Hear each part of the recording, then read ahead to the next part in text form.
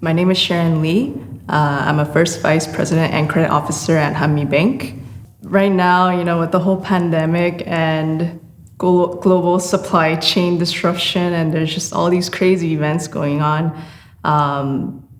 advice I would give is, I've seen people where they have amazing ideas, but they just dive straight into it without really, there's no plans. It's not really well thought out, to be honest.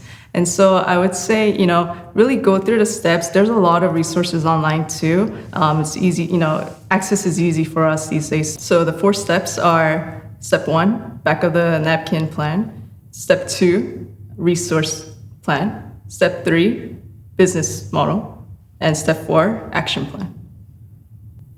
Yeah, so back of the napkin plan is literally, you have an idea, you're just jotting it down. So it's the initial step of the process where you're just coming up with ideas and trying to see, how can you make this idea into a real thing. Now the next step is, how are you gonna, gather all your resources? How are you gonna, start this business?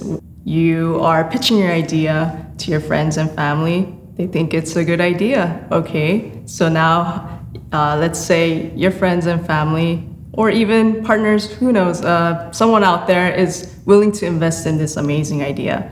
Now you have your resources, and the next step would be to plan out on paper, okay, how do we really get this business idea going, financial-wise, operational-wise. Initially, you'd want to keep a 6-month reserve, because lenders, it is a startup, so they will consider you high risk. They're not sure how the business will do. To be honest, if it's a startup, even the business owner doesn't know if it's gonna last until the end of the year. They don't know, so it is a risky factor, but that's why usually the reserve is a safe, place to start. They say you should have a reserve of approximately 6 months. So how are you going to get the funds to initially run this business for 6 months would be my initial thought process, I would say. So step 2, resource plan. So now that you have your step 1 established, you have your idea, how are you going to obtain the resources and get this idea into an actual tangible business? So business plan, action plan kind of goes hand in hand. So at this point, you have your idea, you have your resources, you know how you're going to collect your funds. Now you want to put it on paper. This is kind of the step where you're actually getting into the financials now. How much cash you have, how much assets you have, and from there, your action plan, it kind of leads into how are you gonna have capital equity or debt equity, or how much are you gonna lend from or borrow from who, and so on. So, and then action plan is when you start implementing those, the ideas on paper into actual action. In order to identify, where you're at, I would say, is it just an idea? Do you have, how are you gonna source this business idea? Do you have funds available? Depending on, I feel the business starter would know best where they're at. Do you have your ideas on paper? Is it, financially starting to make sense?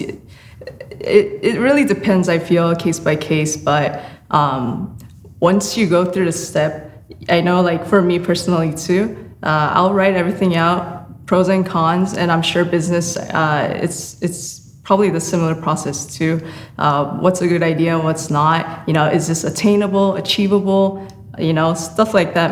You want goals that are measurable, and so on and so forth. So it really depends, I guess, case by case.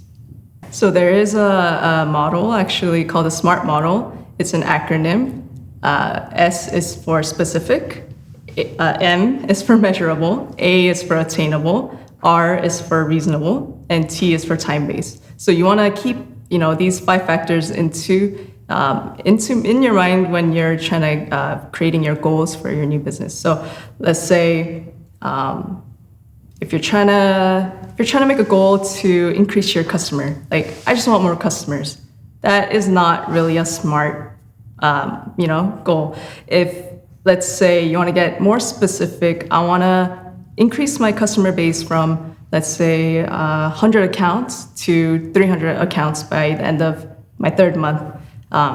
You have you have a deadline, it is attainable, let's say in your business, model, then it's a clear-cut goal as opposed to just saying, I want more customers. There are many different ways to plan for a healthy business. Depending on your product type, your client base, what is your end game? Like, what is your goal? What are you trying to achieve for yourself personally too, I guess, through this business? Depending on all these various factors, once again, applying that SMART model, you want to specify and create your attainable goals, and hopefully your business will grow from there.